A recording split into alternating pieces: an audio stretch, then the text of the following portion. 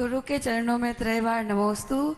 गुरुवर, मेरी जिज्ञासा ये है कि कुछ लोग धर्म के कार्य में आगे तो आना चाहते हैं, लेकिन कुछ लोग ऐसे होते हैं जो उन्हें पीछे खींच लेते हैं कि तुम्हें तो कुछ आता नहीं है, तुम क्यों आते हो, ऐसा कर दिया वैसा कर दिया।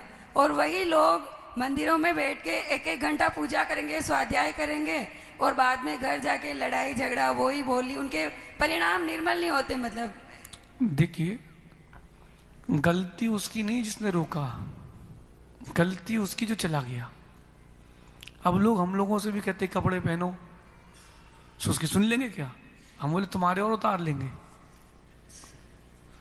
अगर कोई कह रहा है कि तुमको कुछ नहीं आता है तो बोलना सीख जाएंगे। और कहने की क्या जरूरत है? आप अगर दूसरों के शब्दों से प्रभावित हो रहे हो तो फिर आप वैसे हो। जैसे अभी आपने किसी को 100 का नोट दिया, उसने नहीं लिया तो किसके पास पहुंचेगा?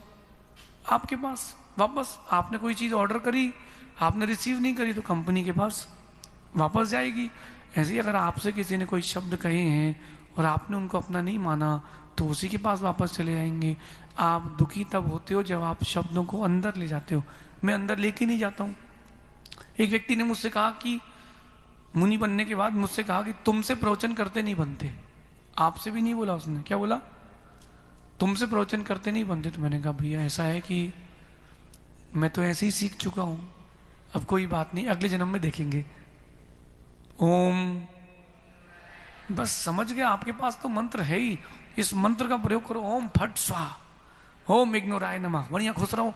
वो बोले कि तुमसे कुछ नहीं बनता तो हंसो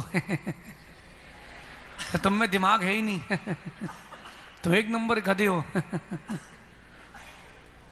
वो बोले हंस क्यों रहे हो? बोले आप सही कह रहे हो, हम आपसे बात करें इसका मतलब दिमाग है ही नहीं हम में।